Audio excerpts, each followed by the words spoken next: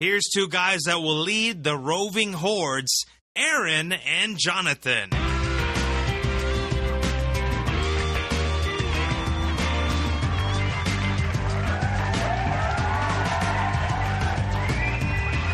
Howdy, and welcome to episode 87 of In the Rabbit Hole's Urban Survival Podcast. In this episode, we sell our neighbors on the preparedness lifestyle. We're your hosts, Aaron and Jonathan. And you are in the rabbit hole, safe and sound.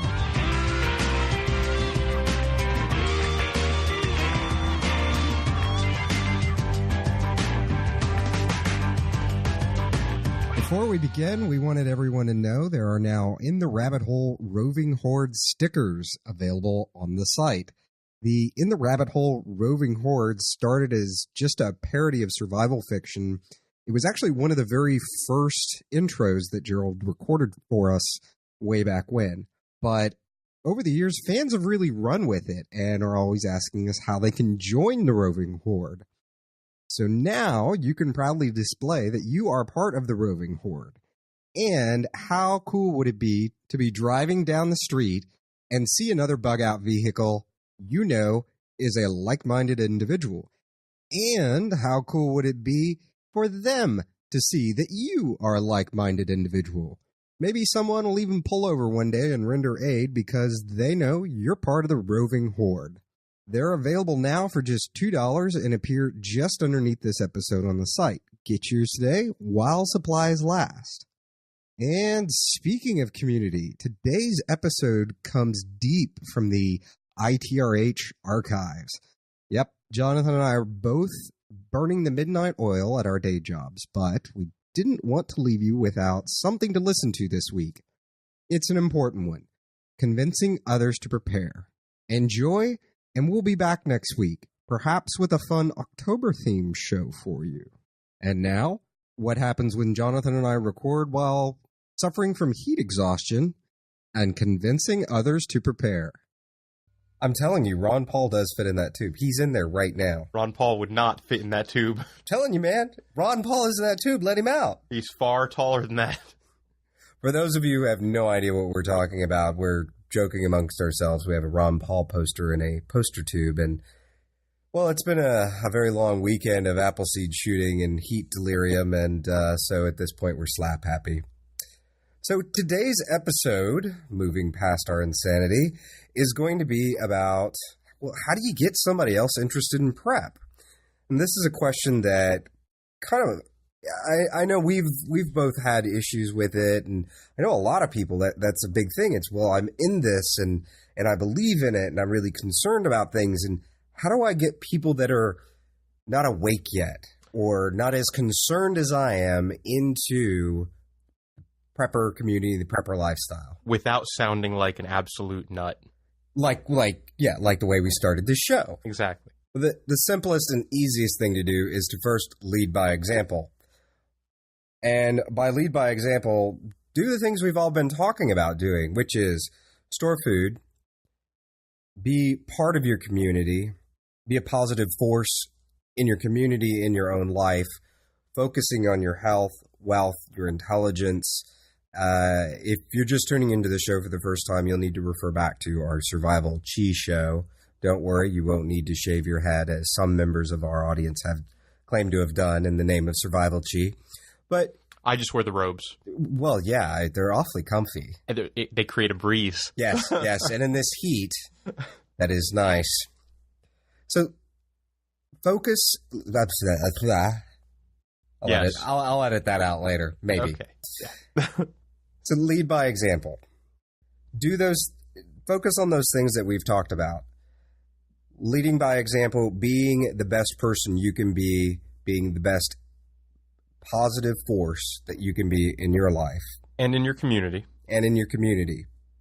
And for your direct social circles, for your friends, for your family, for everyone whose life touches your life. Well, the next thing you can do is not be an alarmist. Well, by being an alarmist, and there's, and even Jonathan and I have things, even though we stay away from on the show, we have our own tinfoil hat things that we like to talk amongst ourselves privately about. And the reason we don't put them on the show is because they're not important and they're not relevant to the conversation of survival. We really don't speak about them outside of very limited circles. Yeah. Some of the things we talk about are a little way out there. That's not to say we believe 100% everything we say. Often it's just in jest. It's just in jest, or it's just a theory as to why things could be the way they are. Yes. Things like that. And by being an alarmist, it's, that person in the survival community. I'm being general here. I'm not talking about any one particular individual, that you just feel like they're just any minute they're going to grab you by the shoulders and shake you and be like, don't you get it? Don't you understand? Right. And it basically kind of goes to that whole idea of, in addition to preparing for the most likely things, don't overblow the most likely things either. Be prepared. I guess it goes back to the old saying of prepare for the worst and hope for the best. It's that hoping for the best part that you have to kind of portray. And, Aaron said it a lot. The question you kind of have to ask yourself on a regular basis as you do things is, whether things go wrong or not, does what I'm doing make my life better? And that's a good way of leading by example. You can utilize that to lead by example. Exactly. Focus on the things that make your life better today while times are good. We're going to presume that times are good for you in today. Or whether things go good or bad. It doesn't matter. If you're storing food, we've talked about before how that has positive effects on your life in the here and now, whether anything goes wrong or not. You can buy as a matter of convenience as opposed to having to buy at the price at the grocery store that they're asking you to buy at that day. You can stave off food inflation to varying degrees by practicing these methods. There's a lot of things that go on, and food is one of the easiest examples, but there's a lot of things like that. Take, for example, the self-sufficiency experiment that I'm doing with the rabbits and the chickens. Well, I was talking to a mutual friend recently, and he was like, yeah, it all sounds interesting, but God, it just sounds like so much work. And we started talking, and I was like, well, what kind of hobbies do you have? What are you doing these days? I hadn't really talked to this person in a while. And he was telling me, and I was like, that sounds like a lot of work. And he's like, oh, but I love it. And I was like, exactly. I love dealing with the livestock. I love chasing the chickens around every evening to get them into the coop. And, I like when I'm having a really bad day at the office or something's just really irritating me, I can take a break and I can go out and I can pet the bunnies. Nice, soft little bunnies. Tasty. Yes, eventually. But, and so he got it. And it was like, look, this has a positive impact on my life right now. While to one person it may seem like a lot of work, and that was the only argument he had against what I was doing, to me it's not, because if you enjoy anything you do, then it doesn't matter how much work you have to put into it usually, and it does create a positive impact on your life.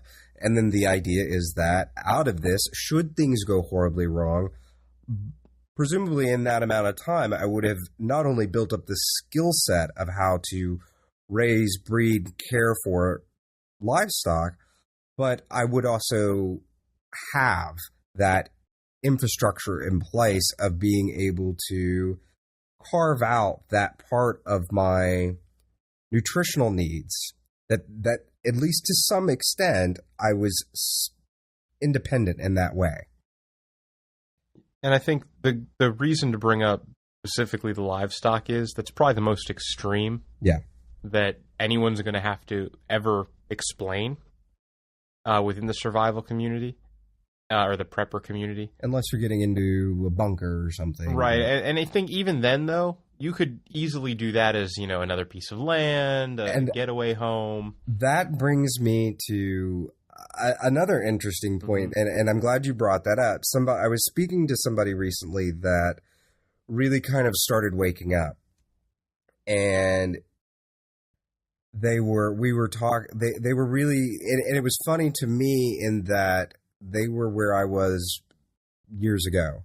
That initial panic of, oh my God, there's so much to do. And they were talking about, they had at these 2 diamonds that were worth basically about $500,000.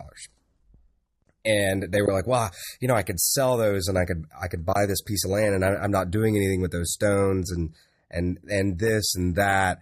And I had to stop him for a minute, and I was like, but now you're only focused on buying that piece of land, that bug out location, purely from I'm going to have it if things go wrong. You're looking at it all the wrong way, and I'm going to suggest that you not do anything like that until you've come to a different perspective. And they kind of looked at me for a second, and I was like, well, the perspective is I used to want a house in St. Kitts like Neil Strauss, or, some really far off ranch or something as a bug out location. And now the way I look at it is I don't really want one for that reason.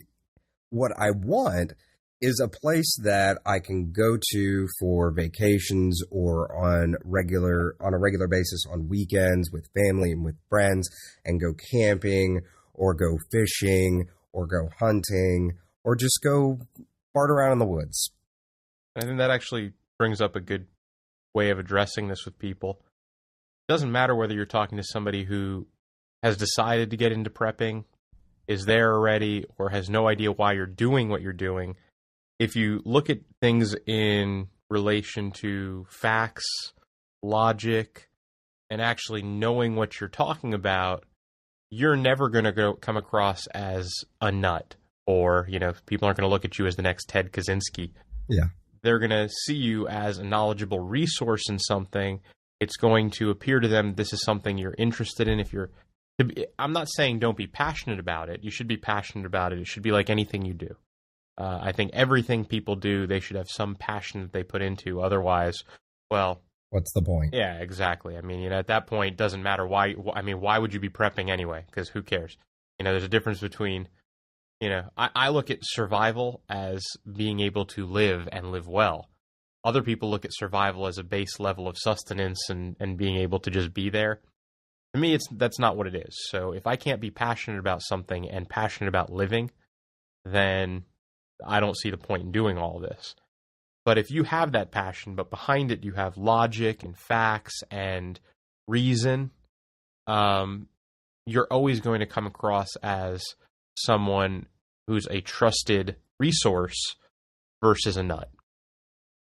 And and even if they do initially look at you like John was joking a second ago, like Ted Kaczynski, if you have logic, facts, and you have reason and knowledge behind what you're saying, and what you're saying is perfectly reasonable, like what we were talking a minute ago, like focusing on the things that make your life better in the here and now, whether things go wrong or not, and then they're there for you if things go horribly wrong.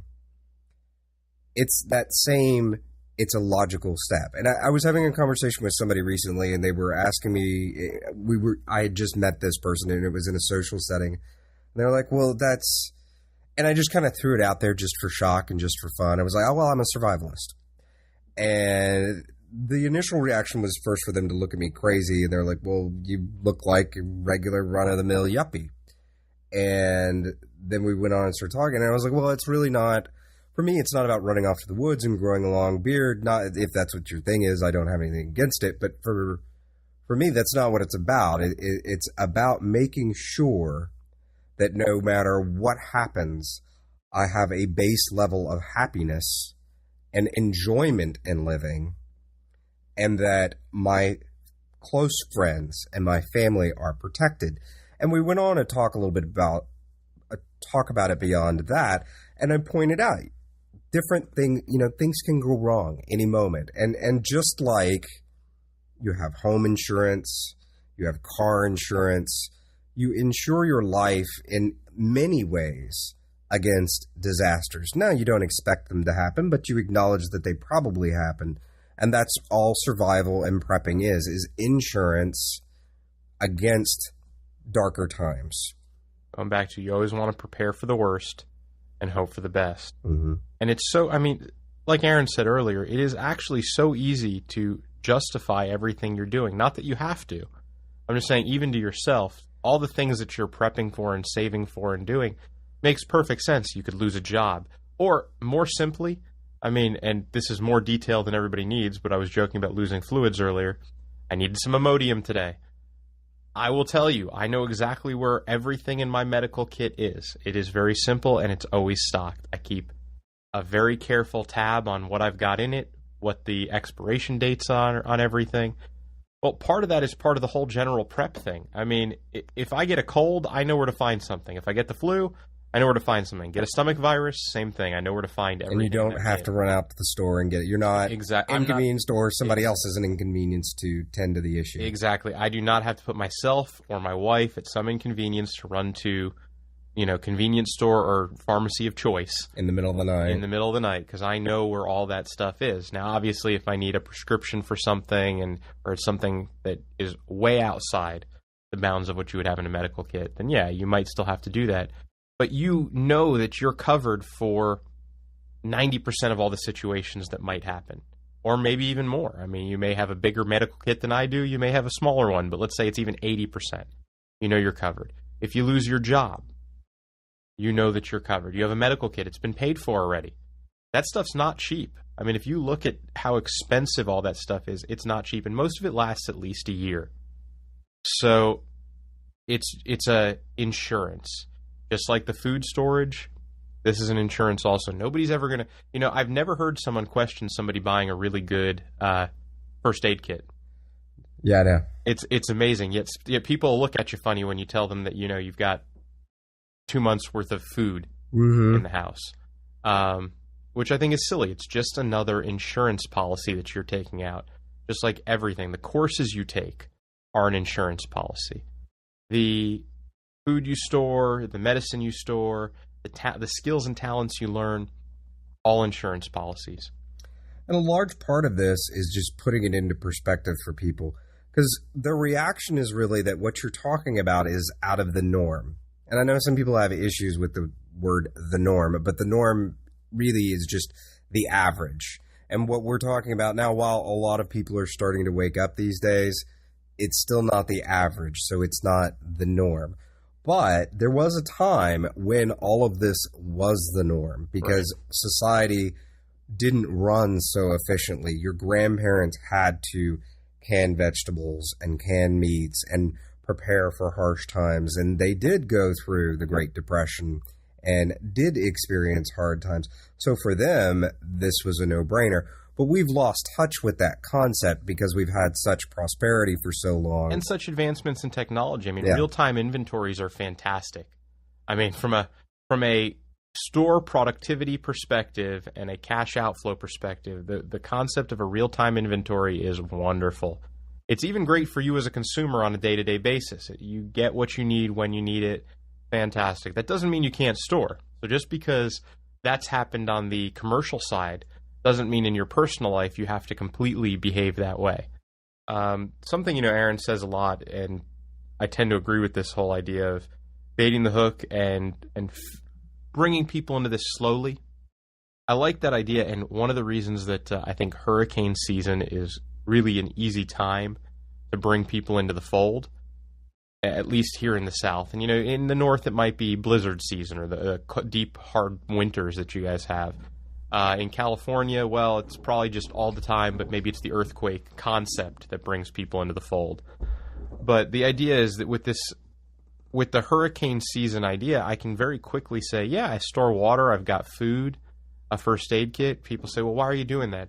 I can bring up the prep idea, but then I can also say, well, don't you have that in your hurricane kit? And then very quickly, you'll be amazed at how quickly people actually get defensive. Oh, of course I have a hurricane kit. And it's about relating it back to something practical that they already know and understand, just like we talked a minute ago about that, when you talk to somebody, well, you have home insurance, you have car insurance, you probably have a fire extinguisher in your kitchen and have never had a fire in your kitchen in your entire life. But it can happen, and so you prepare for it. And so those things are the norm. And so people are used to those, so they don't usually react to that. Well, of course you've got a fire extinguisher in your kitchen. But now if they walk into your bedroom and you've got a fire extinguisher in your bedroom, well, that's out of the norm because most people don't think about what a good idea it would be to have a fire extinguisher in a part of the home that you spend the majority of your time. So it's you have to relate things in logical, fact-based ways that other people can relate to. You cannot start off, and this is going back to you can't be an alarmist, you can't start off with whatever way you might think society could end tomorrow. Because the second you throw that at somebody, if they're, we use the phrase a lot, asleep, if they're asleep to the concept of prepping and to survival, and you try to throw something at them that heavy, man, they're going to shut down immediately. A wall's going to come up and it's, wow, this guy's crazy. And they say that, and it's the easiest way to immediately shut down the discussion in their head that they don't have to deal with what you've just thrown at them, because here they are in their nice, happy little bubble. And yeah, the economy is a little shaky right now, and maybe people are having a hard time with jobs. But overall, things just aren't honestly that bad. And then you throw something Hollywood-style insane at them. Not necessarily insane, but something Hollywood-style dramatic at them. They can't take that all in all at once and process that. So it's a slow bait. It's a, well, we do things to, and yeah, we prep in case something goes wrong. But we have this food and we've had all these benefits from it, and that we're saving money and we're able to do capital deferment. Going back to what you were saying about the overwhelming thing, though, I think that's a really true statement in the sense that if you go to an extreme, whatever the extreme in your head is, and bear in mind, it's different for a lot of people. Like whatever I think that potential catastrophic event might be is maybe very different than what you think it might be. But if you go straight to that, the first thing most people are going to hear is zombie apocalypse. and I don't mean that that's what you're saying. I mean that's what they're I'm hearing. saying, Jonathan. Oh, I know that's what you're saying. You go around preaching it almost. I mean, do. They're coming. On a daily basis. They're coming. It's aliens. He's all wrong. Once we know the aliens are coming, it's okay. That is why we spent that day in Roswell. Exactly. And survived. We did survive. Yes. I was looking for those guys. I didn't see them anywhere. They weren't there, which is why we then went to that. We moved on to Riadosa, but they weren't there either. I'm not sure. That one girl. Well, all right. That's a different. We'll back on track. All right. No, but that's. I think when you go to these extremes, because you've been thinking about it, and you've already had the opportunity, and I'm going to say this in the lightest way I possibly can. You have had the opportunity to be scared, all right? And you've already done, most of you have either listened to us and heard about the kinds of extreme things we did at the beginning. We went out and bought everything. We prepared for some things that now I consider to be a little bit ridiculous. And I'm sure some of you have already been through that too, but most of the people you'd be talking about this topic talking about this topic for the first time with are not going to already have prepared in that way. So in their heads, they're going to hear this extreme thing from you, look at you like you're nuts, and hear, all this guy thinks is coming, or, zombie apocalypse, World War Z, and we're all going to be shooting zombies in the head. And that's not what you're talking about at all. I mean, most of you have been listening to this show now for 22 episodes. You've heard what we've said. You probably, to some extent, maybe agree with us, maybe you don't. But you prepare for the most obvious things, and like we've said before, that's going to be things like job loss. Unemployment in this country right now is sitting somewhere between, and this is the number that we're told, it's probably much higher in reality, but it's somewhere between 9 and 10%, depending on which number you believe from which economist, which means real unemployment might be as high as 16 even, possibly even higher. But let's just say between 9 and 10%. That means if you've got 20 friends, there's a good chance 2 of them are unemployed and looking for jobs. So that's a very real thing to say, hey, if you did all this stuff and you prepared, if you lose your job, you have 3 months of time of food that's paid for. That's savings. It's essentially savings. It's money in the bank. In this case, it's food in the bank. It's your own personal food bank that you can draw from for some period of time. Hopefully, you only need to draw from it for 30 of the 90 days. But you can if you need to, if that emergency arises. Now, we also recommend actual dollar savings and things like that. But you've got this emergency backup that now becomes very relatable to a lot of people. And that's 30 days that you do not have to worry about, how do I feed myself? How do I feed my spouse? How do I feed my kids? It's taken care of. That's one less thing you have to worry about. So that's really what we mean by make it a logical argument and make it slow, easy, bait the hook, reel them in. You can't throw things at people.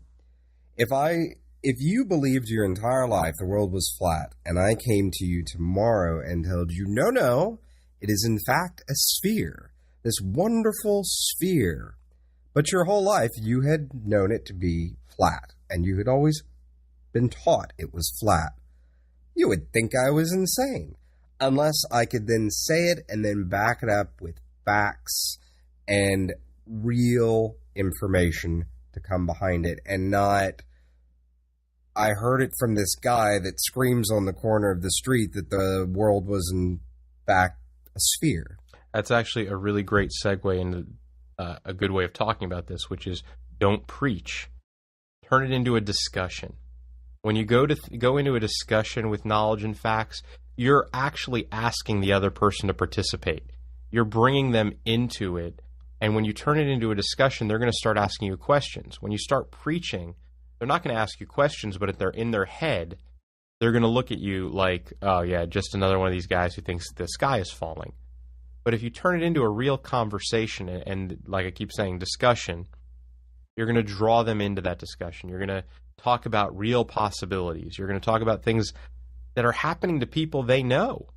I mean, this is not unusual. And again, the benefits here are that when your friends are prepared and your family is prepared and you're prepared, first of all, it gives you less to worry about. Second of all, you want these other people prepared because it helps the community as a whole when people can take care of themselves. They don't have to go rely on you or someone else. So you want to draw these people into a dialogue so that they can then have that same type of a dialogue with somebody else. It's amazing how viral these kinds of conversations can become. And you don't want it to be an alarmist conversation because that's the last thing you want to actually go viral. What you want is a calm, intelligent conversation to occur that is then going to be another calm, intelligent conversation down the road versus an alarmist conversation because, quite honestly, that doesn't help anybody. Yeah. And another part about preaching, it's just like, it's very much like the alarmist. If somebody walks up to you and starts preaching, they're kind of like that random person that comes up to you when you're out in a public place and out of the blue just randomly starts talking to you, and you look at the person and they're not necessarily somebody you want to have a conversation with.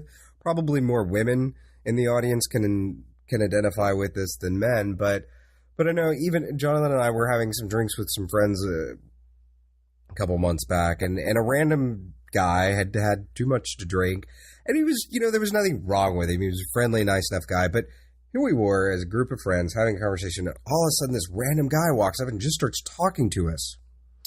What do you think was the first thing to go through each and every single one of our heads? Who is this guy? What does he want? And dear God, when is he going to go away? And we haven't had Ken on the show yet, but when we do, you'll understand this comment more. Ken's first thought was, where's my gun? But by preaching to people, you're evoking that same reaction. It's different when you're going to a church or synagogue or mosque or whatever place of worship. You're going there to be preached to. But when you're speaking to friends or when you're out in any kind of social settings, interacting with other people, well, the last thing you want is to be preached to.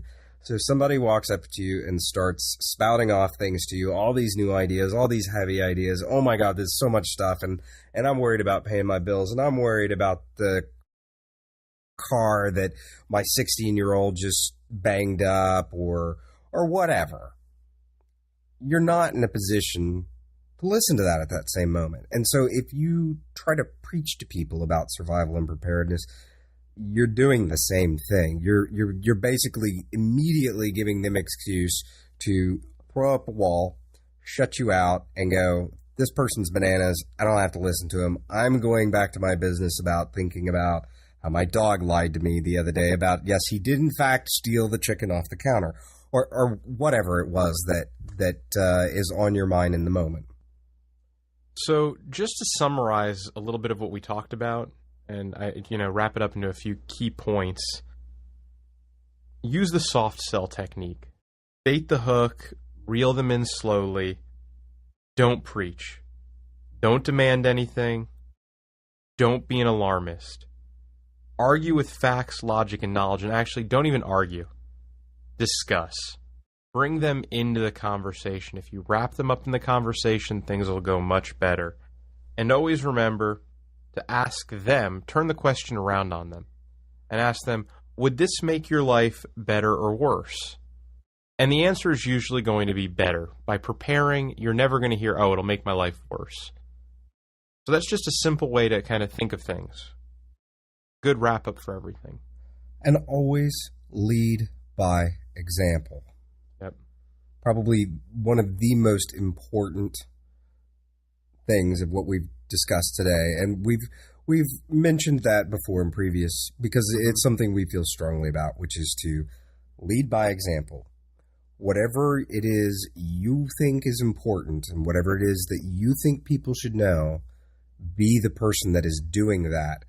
And that in and itself is a soft sell. People will see you doing it, and people will ask you about it.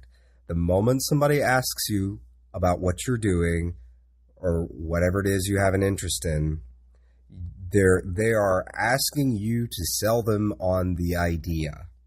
And that's what responsible community members do. Lead by example.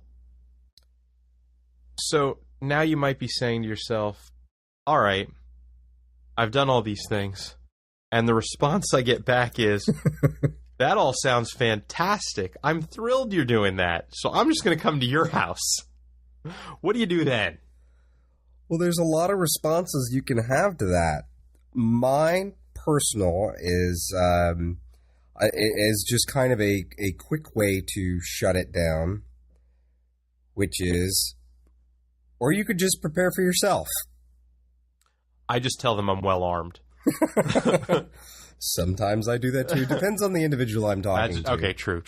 It depends on how well I know the person, and by that I mean I usually know the person very well, and they know I'm half kidding with them. There's also the, why would you come to my door? Well, because we're friends.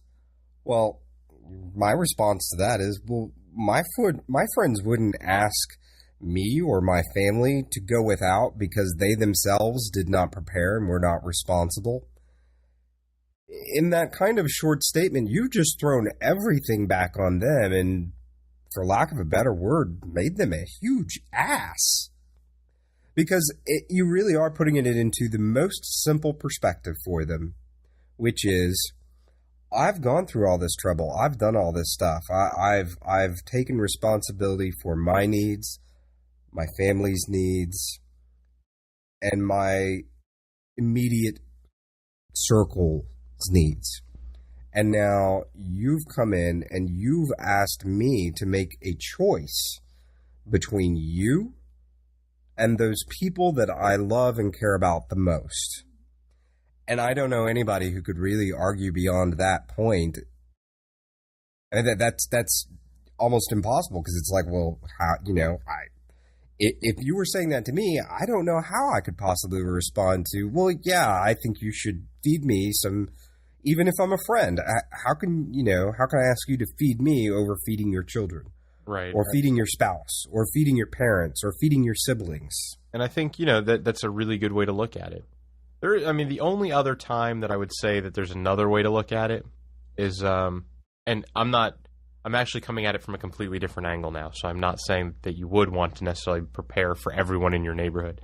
There are people in your lives that you're going to want to be prepared for that are not necessarily going to prepare for themselves. I mean, you may have parents who just, aren't going to do it, in which case, you take that responsibility or don't. That's up to you.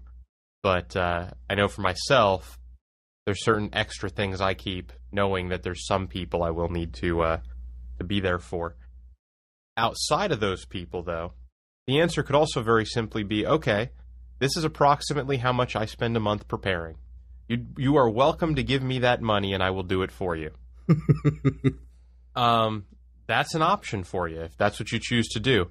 Now, I'm not saying that's the right thing to do. I think there's a benefit to communal preparation also. It's something we haven't delved into that much, but I was recently reading some really good information about the concept.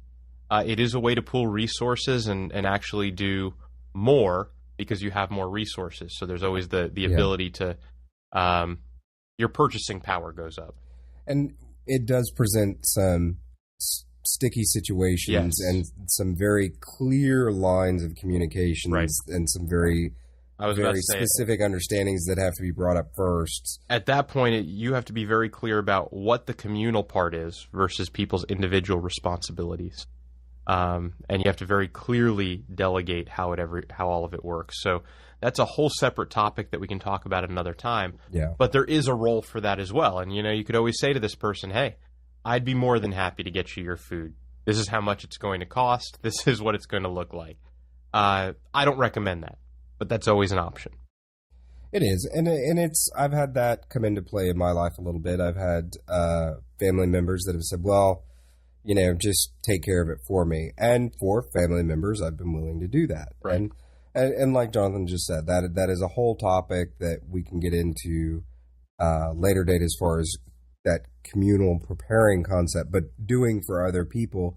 Well, if you feel strongly enough about that person and you know that they're just not going to do it for themselves, and then you know that if something really did go wrong, you couldn't say no or couldn't. Right. You would have a very difficult time living with that of saying no, then the option is to do it for them. We know we're a little low energy, and maybe you don't feel like you got your money's worth out of us today, but I think John's a little under the weather, and I've been standing in 103 degrees Texas sun for 2 days, 9 hours a day.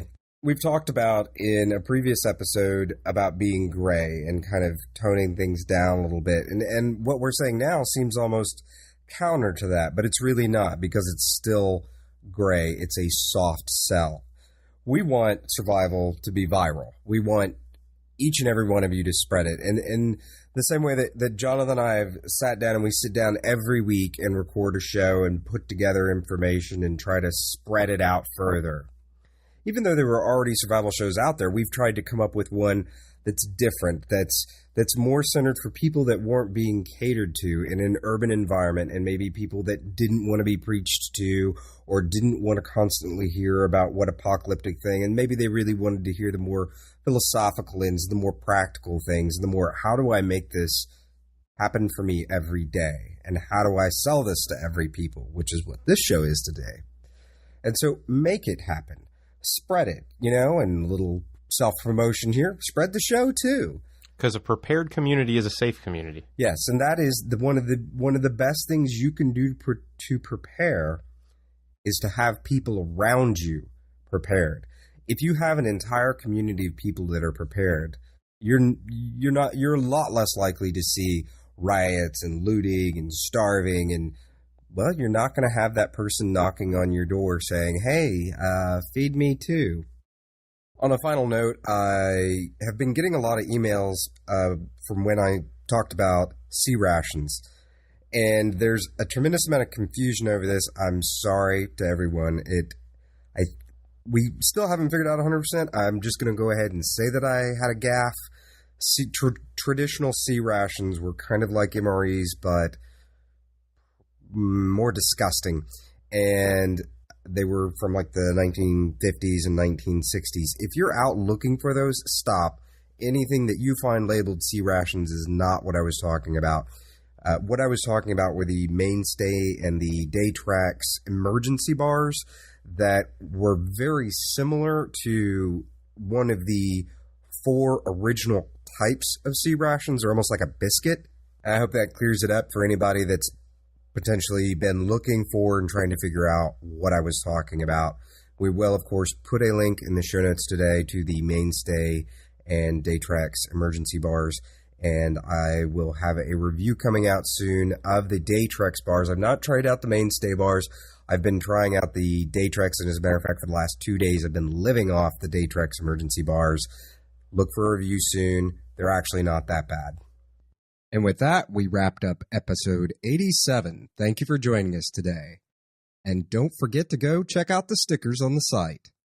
Be part of the roving horde and show your pride. From the Lone Star State, till next time, stay safe and sound.